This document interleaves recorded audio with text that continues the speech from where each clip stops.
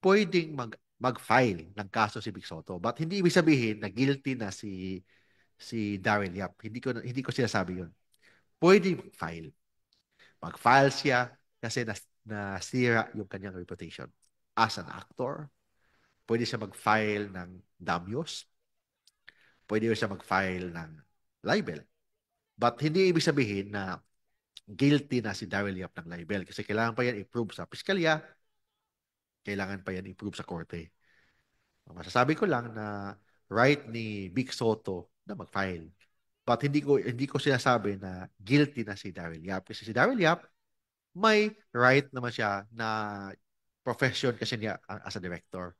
So may right siya to express, may right siya na to do arts, may right siya na, lalo na ito, this is a public issue, hindi naman ito na confidential story, this is a issue na pinag-usapan noong 1980s yata to, o 1970s, pinag-usapan. So, ibig sabihin, kasi pinag-usapan to, it is not private issues or private concern.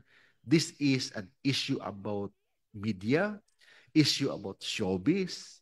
So may karapatan din si Daryl Yap na na to express yung kanyang artistic talent.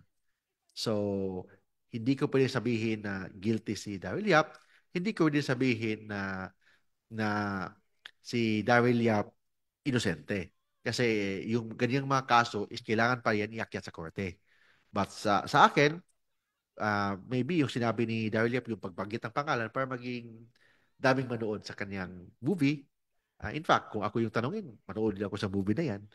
But sa akin, dapat muna natin isipin na si Vic Soto, hindi siya na convict ng rape. In fact, hindi siya na demanda ng rape ni Pepsi Paloma. Kasi ang kaso pa lang na-dismiss kasi due to affidavit of resistance ni Pepsi Paloma.